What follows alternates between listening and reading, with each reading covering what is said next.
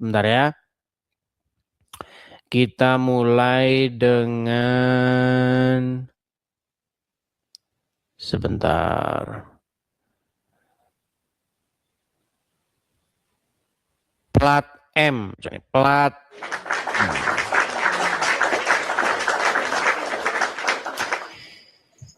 Ya, selamat malam, plat M. Selamat malam, Bang. Ya, tapi gelap, Bang. Iya, PLN lagi padam, Bang. Oke, kalau gelap nanti tunggu hidup dulu ya, Bang ya. Tunggu hidup dulu. Ya, coba teman-teman gini. Pastikan teman-teman kalau teman-teman mau naik, teman-teman itu sudah ready ya, nyalakan kamera begitu ya. Terus pencahayaannya juga bagus seperti itu. Supaya kita diskusinya itu ada keseriusan ya. Boleh, boleh. Yang Kristen boleh naik, boleh naik. Kita ngobrol-ngobrol seputar visi misi kita ke depan nih. Kita mau gimana nih arah dari channel Edis TV ini mau seperti apa menurut teman-teman? Memang hasil polling yang sudah saya lakukan itu kebanyakan memang memilih B. B itu artinya meneruskan yang sudah seperti kemarin. Artinya nggak usah bahas-bahas Kristen. Itu kebanyakan hasil pollingnya seperti itu. Karena kayaknya penonton ini senengnya bahas agama Islam. Kalau membahas agama Kristen penonton tidak suka. Ya seperti itu. Tapi nggak apa-apa. Saya ngikutin pemirsa karena kita ini sesuai dengan apa yang diinginkan penonton ya, seperti itu. Oke, coba kita kasih naik ada Salahuddin Al-Ayubi. Ya, silakan. Salahuddin Al-Ayubi, silakan nyalakan kamera dulu. Bro. Sabar Pak. Ya, silakan. Oh, ini teman saya. Ini ada Lampung ini. Gimana ya? Wow, ya. Nyokabak kita ya. Ya, kalau kita ngomong Lampung orang-orang nggak ngerti ya. Ya. Kalau kita ngomong Lampung nggak ngerti penonton ya. Gimana ya? Gimana ini sehat-sehat ya? Puji Tuhan sehat-sehat ya, begitu. Gimana kabar Lampung ya? Sehat ya? Lampung sehat, cuaca panas. Cuaca panas ya. Saya ini teman-teman ya, saya kasih tahu. Saya ini sangat-sangat merindukan yang namanya tanah kelahiran saya, yaitu Lampung. Lampung itu tanah tempat saya lahir, tempat saya besar. Begitu. Makanya kangen, cuman mau pulang ketemu Salahuddin Al-Ayubi nanti saya dimasukin karung lagi. Gimana Keda? Mau pulang tapi nanti dimasukin karung. Nah, gimana? Memangnya Indonesia bukan negara hukum. Ya, hukum itu kan hanya ada di kertas saja ya. Prakteknya kan lain, beda kan? Tidak lah. Coba ya. Lapor dibegal, ya kan? Pak, lapor Pak, dibegal. Di mana? Di situ. Ya ngapain kamu lewat sana? Nah, Bapak ini saya lapor polisi di sini suruh ngapa lewat sana kamu. Terus ngapain kamu di sini juga? Kayak gitu ya. Ya, gimana ya? Apa tanggapan? Tapi dia muslim, teman-teman. Gimana? Kita mau minta tanggapan dari muslim nih ya. Yai, intinya begini Yai. Masih ada channel-channel Islam yang membahas agama Kristen tuh masih ada. Nah, selama itu masih ada, maka hak kami sebagai yang Kristen menjawab itu juga masih ada ya. Cuman yang saya sangat sedihkan, kenapa ini ya? Kalau orang Kristen bahas agama Islam itu kayaknya kalian ini mau ngarungin aja kerjanya. Gimana ya? Aku juga buka kadang-kadang buka lab ya, buka lab juga. Tapi sepanjang aku nerima tamu dari Katolik itu sopan-sopan loh. Yang berkeyakinan Katolik ya. Tapi kalau yang berkeyakinan Kristen, ampun. Itu hanya perasaanmu saja ya. Orang Katolik, aku rasain orang Katolik kalau naik ke Komalku itu rata-rata santun, dan aku paling anti menghujat sebelum dihujat seperti itu. Nggak mau lah. Kita diskusi itu kalau hujat-hujatan nggak ada manfaatnya. Nggak ada manfaatnya. Ujungnya apa coba? Orang itu tadinya suka sama saya, jadi dia menarik diri untuk tidak suka karena betul ya. Jadi memang begini, diskusi-diskusi yang saling hujat-hujat, maki-memaki, itu sebenarnya diskusi kekanak-kanakan gitu loh. Kita ini kan tujuan kita ini saudara loh, saudara sebangsa, kita bertetangga. Nah, cuman ya di dalam kita berbangsa dan bernegara ini kan terjadi ya seperti seorang keluarga lah. Di dalam keluarga itu kan pasti terjadi yang namanya crash, ya enggak? Terjadi yang namanya saling nggak setuju, silang pendapat dan lain sebagainya. Bahkan terjadi pertikaian dan perkelahian. Nah, makanya itu ya, kita ini kan membangun supaya kita ini bisa berbangsa dan bernegara ini dengan baik. Saya kasih contoh ya, masalah TOA. TOA itu sudah diumumkan oleh pemerintah. Untuk melakukan azan itu diatur sekian desibel. Itu azan ya, panggilan sholat yang 5 kali sehari itu. Nah, sebenarnya ini saya nggak mewakili lah. Saya dari pribadi saya. Oke lah, kalian azan nggak apa-apa. Ya, namanya orang panggilan sholat gitu kan. Dan diatur oleh pemerintah. Tapi kenapa ya? Orang ngaji, mau nanti kita nanti ngaji ya. Coba dimasuk-masukin ke TOA. Orang ngobrol dimasuk-masukin ke TOA. Arisan dimasukin TOA. Coba ya, apa enggak? Jangankan yang Kristen ya, yang sesama iman saja terganggu. Nah, ini yang mengatasi ini siapa? Pemerintah juga di demo juga diem aja, nggak ada yang ngomong. Coba, gimana ya menurutmu? Kamu sebagai seorang Muslim gitu, apa kira-kira itu? Kalau itu sih kebiasaan desa masing-masing lah ya. Kalau desa itu bagaimana pengurus masjidnya, tentunya kan seperti itu. Kesepakatan lah, hasil musyawarah dari kesepakatan itu. Kalau tarawih pun sekarang pun sampai jam 10 pun sudah tidak lagi pakai toa dalam masjid saja. Kalau takbiran ya wajar lah, namanya kita memeriahkan hari Idul Fitri, pawai kan seperti itu. Oke, tetapi dalam misalnya nih ya, jam 4 pagi, jam 3 pagi, orang baca-baca Quran,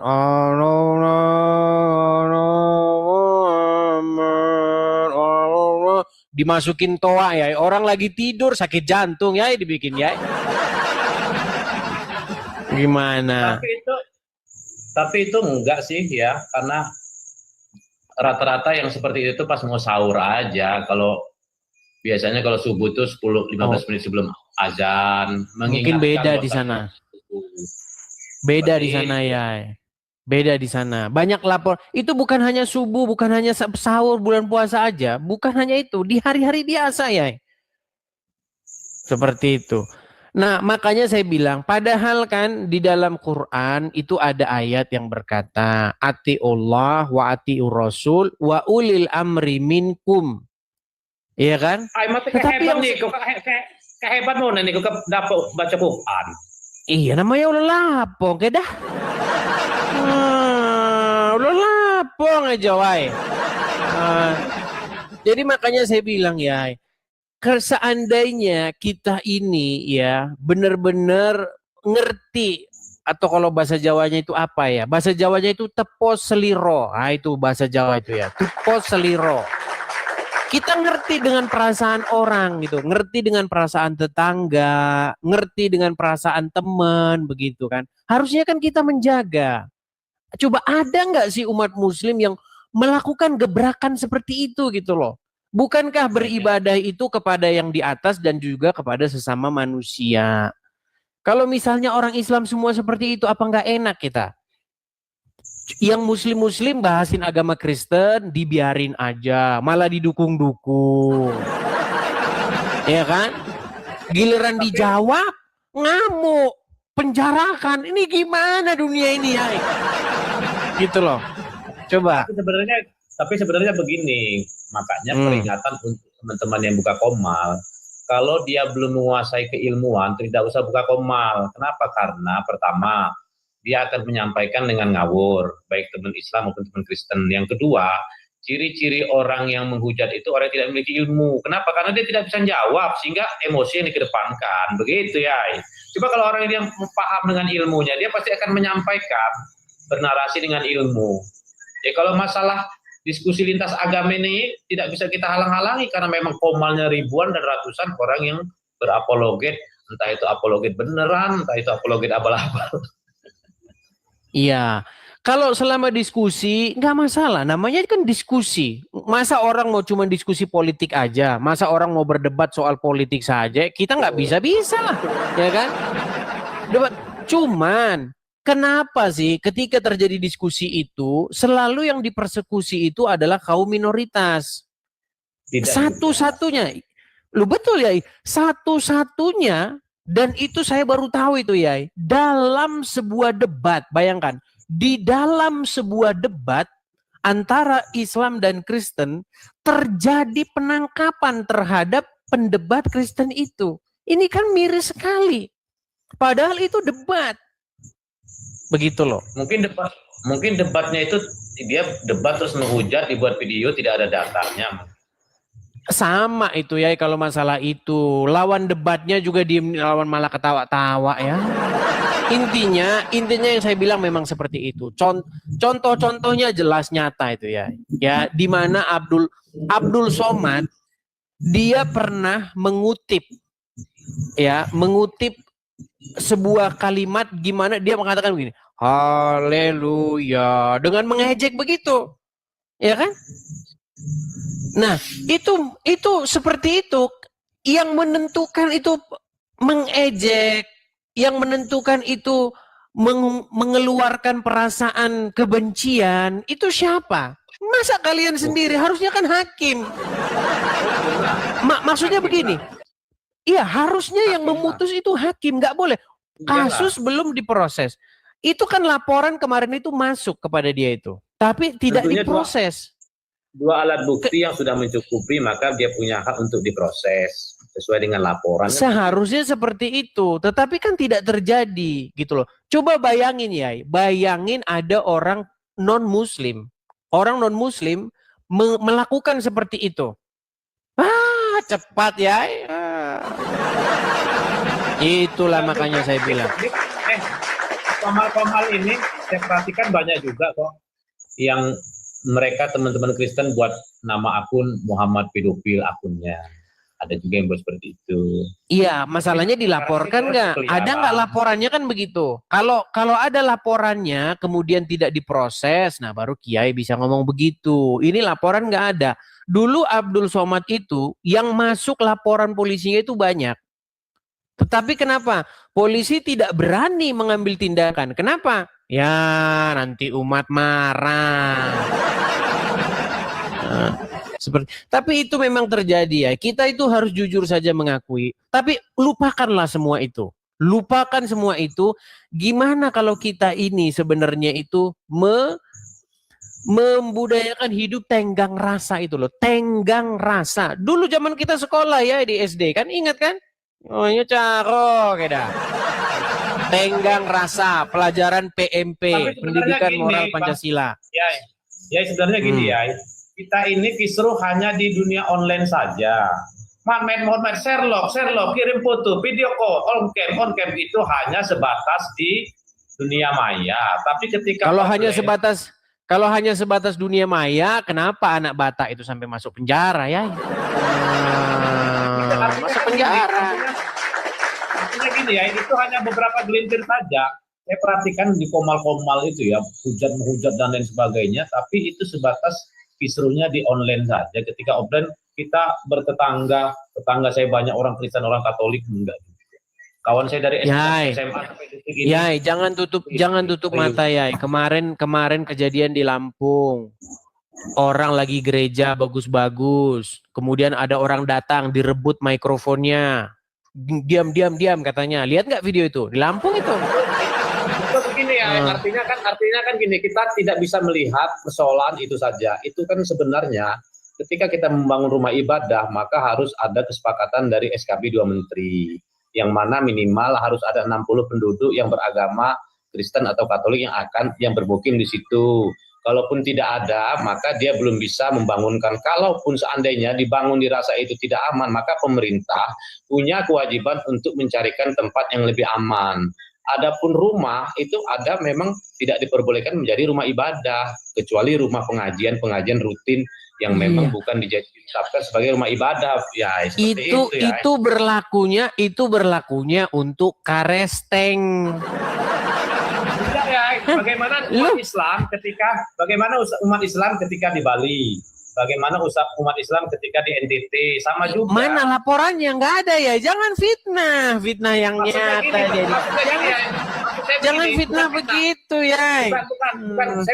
Bukan memfitnah, artinya ketika umat Islam bangun masjid di minoritas pun agak sulit. Seperti itu. Mana bukti? Kita bicara ya. Tunjukin satu bukti di mana itu terjadi. Kalau saya nunjukin banyak sekali ya. Ini gitu. Gereja ini izinnya nggak keluar. Orang mau kebaktian diganggu, dipasangin speaker gede-gede. Ternyata Kiai masih saja menutup matanya. Nggak kayak gitu ya, Yai. Umat Islam di Indonesia ini mayoritas, bahkan umat Islam terbesar di dunia. Tapi apakah ada satu orang Kristen yang terintimidasi karena dia ibadah? Hanya segelintir orang dan itu oknum. Sampai detik ini umat Islam di luar Islam beribadah damai. Artinya aduh. Yai, sekarang saya tanya ya. Oke. Coba sekarang saya tanya. Kenapa ketika orang karesteng ke gereja perlu dijaga-jaga sama polisi? Ada apa? Kenapa kok harus dijaga-jaga? Ya karena ada tukang ganggu-ganggu. Kalau enggak, artinya itu kan memang ada dulunya ada oknum, tapi saat sekarang sudah tidak ada. Sampai hari ini kalau misalnya saya acara Natalan. Sampai hari ini ketika saya acara Natalan, waktu Natalan selalu banyak polisi di gereja, sampai di dalam-dalam mereka. Kenapa? Ya karena banyak yang mau mengganggu. Tapi begini ya. Itu bentuk perhatian. Untuk perhatian pemerintah terhadap minoritas supaya rasa aman itu terjamin. Betul. Nggak boleh. Oke, begini ya. Kenapa itu terjadi? Karena ada rasa di mana tidak aman, makanya ada polisi. Saya kasih contoh ya. Kiai di rumah dikawal-kawal polisi enggak? Enggak lah. Iya, karena apa? Karena enggak ada ancaman, karena aman. Tetapi kalau ada polisi-polisi di rumah, artinya kiai itu dalam situasi yang tidak baik. Itu indikasi bahwa keadaan itu sedang tidak baik. Nah, selama gereja masih dipenuhi oleh polisi-polisi yang berjaga-jaga, tim gegana, Brimob dan lain-lain, itu menjadi satu indikasi ketidakamanan di tempat itu. Seperti kita jujur aja ya. Tapi gini, saya mau kasih tahu. Kita jujur-jujuran. Ada nggak hadis-hadis yang memang mengajarkan kebencian kepada orang-orang Nasrani dan Yahudi? Kita jujur-jujur aja, coba ada nggak? Tapi gini mereka berangkat dari rumah. Nggak dijawab kan? Sabar dulu ya. Silakan. Mereka berangkat dari rumah ke gereja tidak ada yang ngawal. Hanya pas ketika di gerejanya saja dikawal. Siapa tahu justru malah sabotase yang dikhawatirkan untuk memecah belah umat. Ada nama istilahnya politik belah bambu. Baik. Saya tanggapi. Perilaku itu semuanya orang Muslim yang melakukan, kita kan nggak tahu. Nah, untuk memberi rasa aman, untuk menjaga hal-hal yang tidak diinginkan supaya umat di luar Islam ini tetap rukun, bersatu di bawah naungan NKRI, maka diberilah penjagaan oleh aparatur negara. Itu bentuk perhatian. Bahkan kadang-kadang umat Islam juga sebagian yang menjaganya. Oke, Tadi belum dijawab pertanyaan saya. Ada nggak hadis-hadis yang isinya kontennya itu memang memicu kalian-kalian untuk membunuh orang-orang non-muslim? Itu gini ya, dalam Islam itu ada dua, satu kafir harbi, kedua kafir jimmi. Nah kalau kafir harbi itu kafir yang memerangi umat Islam, maka umat Islam punya hak untuk membalas. Tapi kalau kafir jimmi yang tidak memerangi umat Islam secara lisan maupun fisik, maka umat Islam haram hukumnya menyerang mereka. Fakta yang terjadi di Indonesia tidak ada. Umat Islam menyerang umat Kristen. Baik, saya akan tunjukkan ya. Kasus Poso, kasus Ambon, ini Kiai paham apa yang terjadi asal muasalnya. Tidak perlu dipahami seperti itu, Kiai. Baik, ya. Saya akan tunjukkan ya. Saya akan tunjukkan kasus ya. Nih. Bentar. Saya akan tunjukkan kepada Kiai ini apa yang terjadi. Masalahnya ya itu kan hanya omongan Kiai saja. Ini loh. Kenapa ini terjadi ya? Ini kan udah ada korbannya nih ya. Nih. Saya kasih contoh nih. Contoh yang benar-benar kejadian nih. Lihat. Masih ingat nggak dengan peristiwa ini? Abang ingat nggak dengan peristiwa Ambon sama Poso? Iya, dasarnya ya. Kita ini ngomongin dasar. Ambon sama Poso. Ya, peristiwa Ambon sama Poso bagaimana? Nggak nyambung, Kiai. Gini ya. Kalau kita itu berbicara tentang sesuatu, kita harus kasih tahu dulu dasarnya di dalam ajaran agama tersebut. Di dalam ajaran agama Kristen ya, tidak pernah Tuhan Yesus mengatakan kepada Petrus ketika Petrus mencabut pedangnya, apa kata Tuhan Yesus? Sarungkan pedangmu. Ya kan? Itu ajaran Tuhan Yesus, ajaran Kristen nggak ada seperti itu ya. Nah, tapi TKP di lapangan ya. Sebentar dulu. Yesus dibunuh. Ya, ini jelas loh ya. QS 9 ayat 29. Apa bunyinya? Perangilah orang-orang yang tidak beriman kepada Allah dan Rasul-Nya.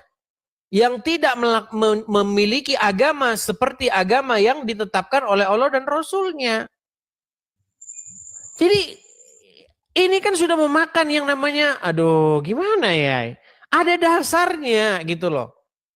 Nah sekarang kita jujur-jujuran ya, benarkah sebenarnya ada ayat-ayat yang membuat orang seperti itu? Apakah itu terinspirasi? Betul. Oke, kalau coba. dia salah memahami dari ayat itu, maka orang tersebut akan melakukan sebuah kesalahan. Akan tetapi kalau dia memahami ayat tersebut dan didampingi dengan ayat-ayat yang lain, bagaimana ayat itu berlaku pada masa apa, maka orang tersebut tidak akan salah memahami ayat itu. Seperti itu. Iya, tapi bunyi ayatnya kan mentah-mentah seperti itu nih. Pelaku bom bunuh di Roy, di Polsek Astana Anyar. Nih, dia bawa tulisan seperti ini. Perangi para penegak hukum setan. Nah, ya, ini kan jelas ya. Dia ini tidak memahami Islam secara kafah, hanya memahami Islam separuh-separuh sehingga dia melakukan sebuah kekeliruan dan itu oknum. Oke, apakah ayat tersebut berbunyi perangilah orang-orang yang tidak beriman kepada Allah? Betul. Oke, siapa yang tidak beriman? Sebentar ya, siapa yang tidak beriman kepada Allah? Betul tidak orang-orang non-muslim? Orang yang tidak menjadikan Allah Subhanahu wa taala sebagai sesembahan. Oke, siapa mereka? Ya termasuk Anda. Nah, itu ya. Makanya tidak heran kalau ada orang-orang seperti itu ada lagi. Akan tetapi dia harus bisa memahami Islam, agama Islam, hadis hukum yang sempurna. Jangan sepotong-sepotong. Kalau sepotong-sepotong sehingga dia melakukan sebuah kekeliruan, kesalahan seperti itu. Oke, di mana ayat itu sepotong-sepotongnya? Coba. Karena ayat itu, hukum fikih itu dia umpamanya fikih jihad, fikih zakat, fikih muamalah, fikih sholat, itu harus dipahami benar-benar. Seperti itu, jangan baca satu jawabannya nggak nyambung. Kalau istilah orang Kristen, dia harus memahami satu perikop. Jangan sepotong-sepotong. Iya, itu sudah kita baca ya. Perangilah orang-orang yang tidak beriman kepada Allah dan hari kemudian. Orang-orang yang tidak beragama dengan agama yang benar. Jelas ya. Apanya lagi yang mau dipelintir di situ? Artinya memang kejadian-kejadian itu yang terjadi di negeri kita tercinta ini ada sumbernya. Makanya ya, dulu pernah ada kejadian begini. Ini miris ya. Dulu pernah ada kejadian begini. Al-Quran itu dijadikan barang bukti. Bayangan. Coba gimana ya? Terus kemudian banyak yang ribut itu. Kenapa Al-Quran kami dijadikan barang bukti? Akhirnya takut. Takut menjadikan Quran sebagai barang bukti. Nah, satu-satunya kitab suci ya yang menjadi barang bukti tindak pidana. Aduh, nanti saya kalau ngomong gini nanti saya gimana ya? Nanti nggak enak ya sama perasaanmu ya, gitu loh. Enggak gini ya. Kenapa kitab suci Al-Quran itu dijadikan barang bukti? Karena dia wahyu. Beda dengan Bible karangan Lukas, karangan Matius, karangan Yohanes. Walaupun karangan ya gini. Walaupun karangan tidak pernah ada sejarahnya. Kadang-kadang direvisi gitu kadang-kadang kan. Mulai dia memfitnah kan. Ya, kalau bicara itu dengan keinginan pendeta seperti itu. Gini, kita itu kalau bicara itu pakai yang namanya data dan fakta ya. Coba direvisi tiap bulan mana? Harusnya kasih tahu lah. Ini bulan kemarin bunyinya Edis makan mangga. Kemudian bulan depan bunyinya Edis makan stroberi. Itu baru bukti, hai. Jangan asal ngomong. Tetapi kalau mengenai kitab Quran yang dijadikan barang bukti. Biasanya kalau aku sudah diskusi sama Kiai ya, itu kawan-kawan Kiai itu nge-DM-in aku ngomongin yang enggak, begini begitu itu. Pernah aku di-DM-in sama kawan-kawan Kiai itu. Kasih tahu lah, nggak boleh gitu di MDM. Nih, saya bacakan beritanya ya. Nih, ini bayangkan dijadikan barang bukti loh. Barang bukti. Satu-satunya kitab suci yang dijadikan barang bukti kejahatan. Aduh ya, saya ngomongnya nggak tega kita. Betul ya, nanti saya dicari lagi. Karena dia wahyu. Coba ya. Nih, saya bacakan ya. Saya bacakan ya. Kalau Bible kan karangan. Ya, saya bacakan ya. Biar enak kita. Lihat nih ya. Nih, kelihatan nih. Lihat. Kompolnas. Apa urgensinya Al-Quran dijadikan barang bukti? Ini hasil penangkapan teror dan ada di dalamnya. Makanya ya, aduh, saya mau ngomong. Ya, seandainya dia bacaannya Injil ya, nggak mungkin dia jadi teroris. Makanya kitab apa yang paling disukai teroris? Aduh, nanti saya mau mengatakannya ya. Nah, nih saya bacakan ya. Saya bacakan. Duh, bentar nih, saya bacakan ya. Di sini dikatakan apa nih? Perhatikan. Kompolnas menyikapi terkait kontroversi Al-Quran menjadi barang bukti kasus EOisme. Kompolnas Kompolnas meminta Polri menjelaskan alasan menggunakan Quran menjadi barang bukti kepada publik. Apa urgensinya Quran dijadikan barang bukti? Untuk proses pembuktian suatu tindakan pidana, ucap Sekretaris Kompolnas Bekto Suprapto. Tapi faktanya dia baca kitab itu ya. Faktanya dia terinspirasi dari kitab itu. Iya kan? Makanya gimana kita ini? Itu dampak dari oknum salah memahami Al-Quran. Nah, kalau salah memahami, oke ya, sebentar, biar saya tanggap ya. Gini, kalau misalnya salah, sedikit ya. Kalau misalnya salah, sedikit aja. Kalau misalnya salah ya, coba gimana caranya memelintir ayat tersebut? Perangilah orang-orang yang tidak beriman kepada Allah dan Rasul-Nya. Yang tidak beragama dengan agama yang benar. Coba. Memerangi itu bisa dengan cara mendakwahkannya, menyampaikan. Pelintir. Udah ya di bawahnya. Gimana mau dapat penjelasan gitu? Perangi itu maksudnya adalah untuk mendakwahkannya. itu dalam bahasa aslinya itu qatilu. Kata qatilu itu sebenarnya bunuhlah itu loh. Itu sama dengan pembukaan di dalam surat Al-Maidah 176 atau berapa itu yang dikatakan wa ma qataluhu, mereka tidak membunuhnya. Sama itu qataluhu sama itu. Aduh, dakwahkanlah.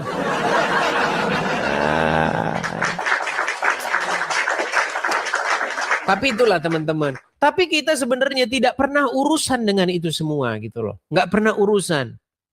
Nah, ini adalah tugas kalian, wahai teman-teman muslim. Gimana caranya biar hal yang begini tuh nggak terjadi dan terjadi dan terjadi dan terjadi. Gimana caranya biar ini di stop? Makanya ada program dari pemerintah namanya program deradikalisasi. Seperti itu supaya tidak ada orang-orang yang seperti itu. Nah, inilah tugas pemerintah. Ya, puji Tuhan lah ya, kalau kita lihat tuh angkanya memang ya menurun kalau dibandingkan dengan yang lalu-lalu, ya kan? Tapi tetap saja sebenarnya masih ada itu di bawah rumput, ya, masih ada. Seperti itu.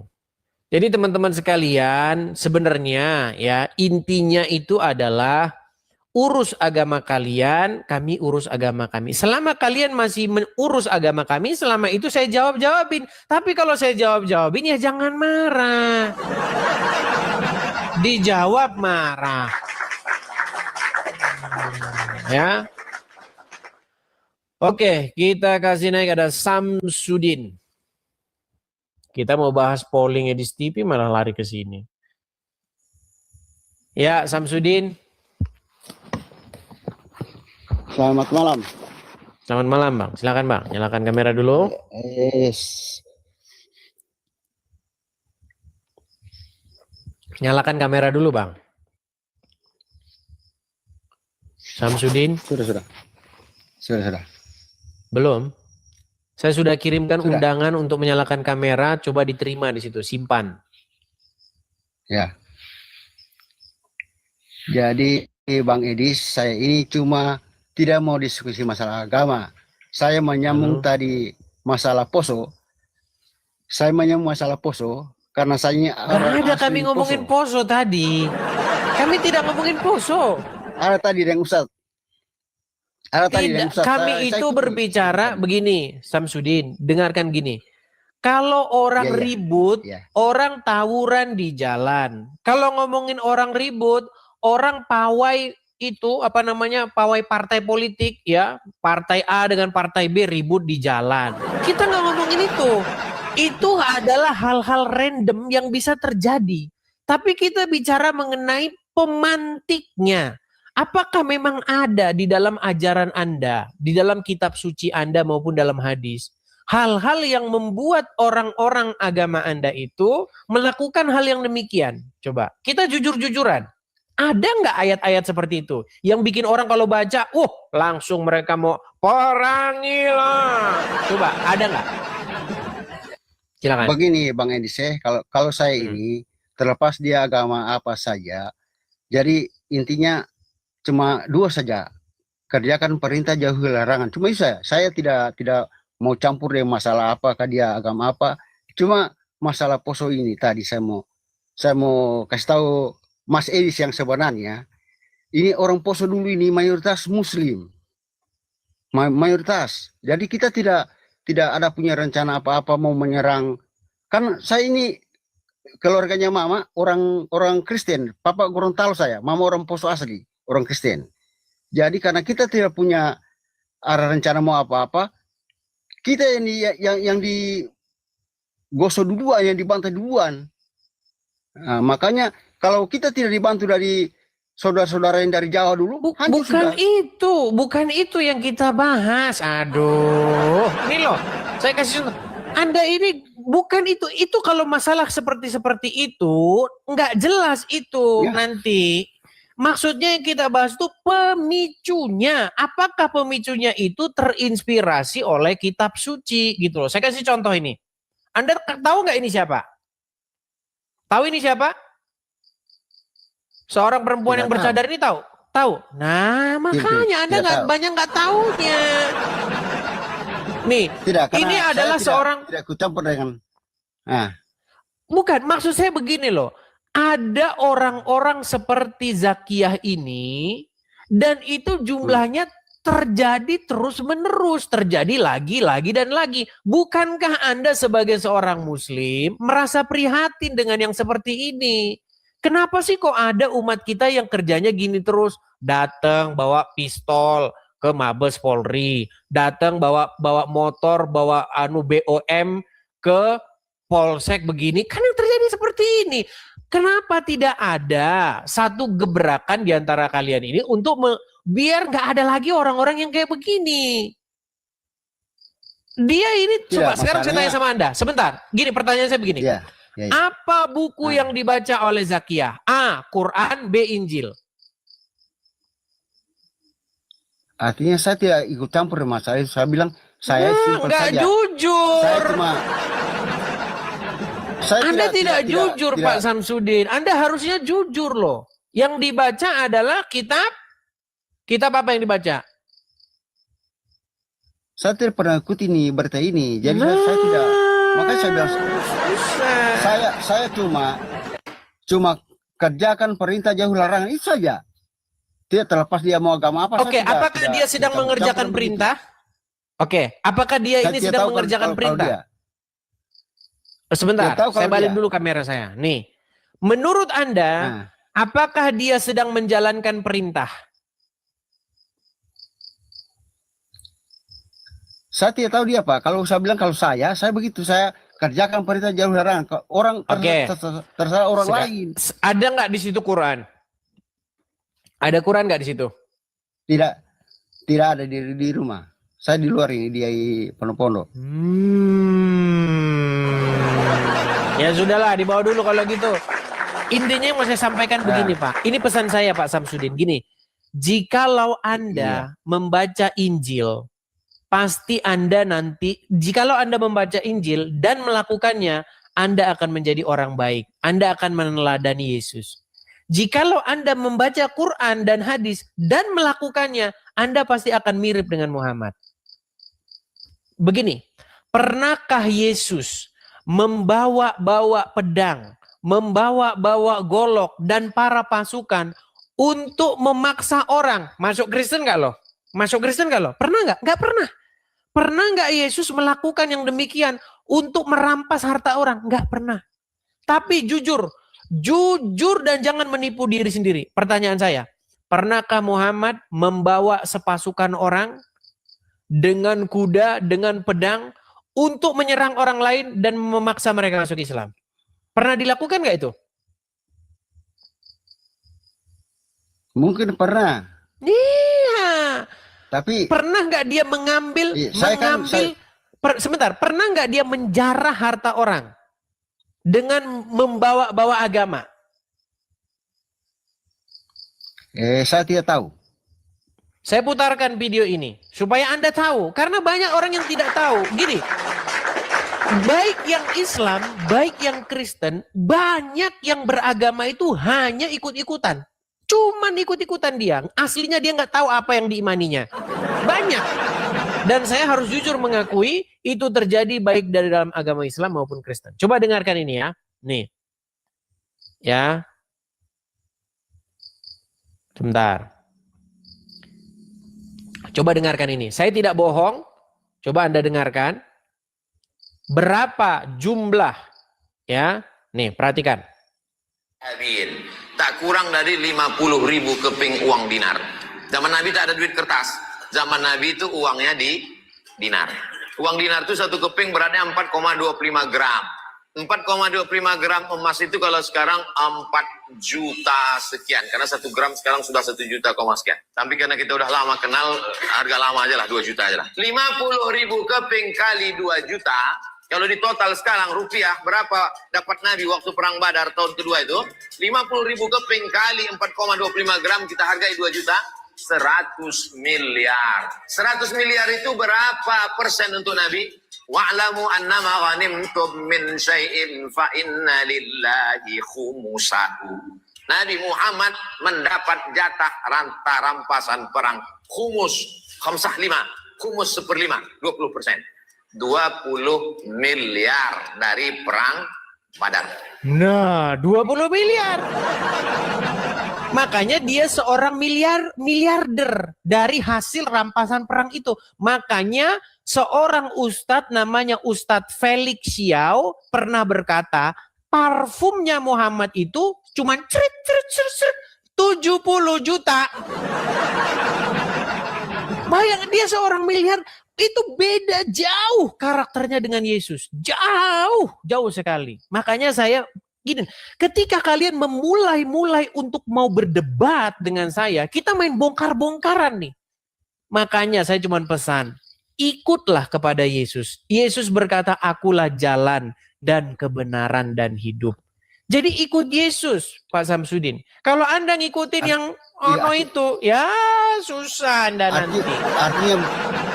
Artinya kalau saya kalau saya punya prinsip begini, mau kita ikut siapa, sepanjang kita punya perbuatan itu tidak baik kepada alam sekitar, kepada siapa saja, pasti kita nanti tidak baik jadinya. Berarti Anda tidak mendengar apa yang saya katakan. Ketika Anda mengikut Yesus, maka Anda akan meneladani dia. Mirip dengan Yesus, betul? Ketika Anda mengikut Muhammad, Anda akan meneladani Muhammad. Sehingga tingkah laku Anda mirip dengan Muhammad, betul? Betul. Iya, sekarang lihatlah. Karena yang mana yang menjadi role? Yang mana yang harus menjadi role model bagi kita? Apakah Muhammad atau apakah Yesus? Coba. Itu hati nurani Anda yang menjawabnya sendiri. Hati nurani Anda. Gimana? Terdiam. Kalau saya punya prinsip, karena namanya Nabi itu semuanya bagus.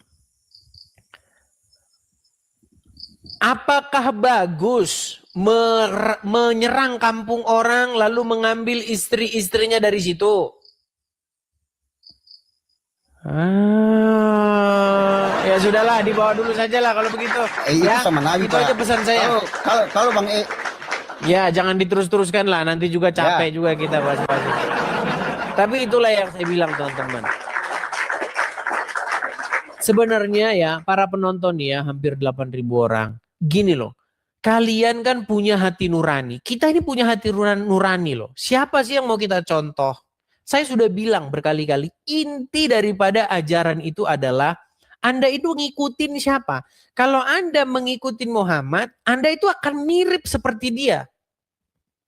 Anda akan menjadi serupa dan segambar dengan Muhammad. Karena Anda mencontoh dia, menjadikan dia sebagai panutan Anda. Itulah inti daripada ajaran agama Islam. Nah kalau Anda menjadi Kristen, inti daripada ajaran Kristen itu apa? Menjadi serupa dan segambar dengan Yesus. Anda menjadi tiap hari itu makin mirip Yesus. Itu Kristen. Nah, tinggal Anda sekarang di hati nurani Anda. Kita sama-sama punya majikan nih. Majikan kami itu Yesus. Yang kami ikutin tuh Yesus. Majikan Anda tuh Muhammad. Yang Anda turutin tuh Muhammad. Makanya Anda akan mirip seperti Muhammad. Mulai dari celana Anda cingkrang.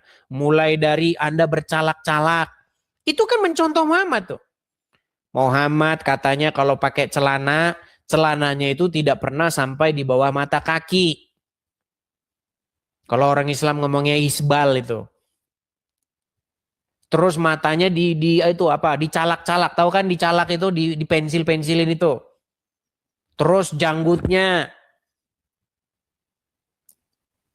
Nah, berbicara tentang mengikut Yesus itu tentu bukan hal-hal kayak begitu. Yesus pakai begini, sendal begini, harus begini. Bukan begitu. Anda mau celananya pendek, mau celananya panjang, mau di bawah mata kaki, mau di atas mata kaki. No problemo. Gak masalah itu. Karena bukan itu esensi mengikut Yesus, bukan begitu. Esensi mengikut Yesus itu adalah melakukan apa yang dia lakukan.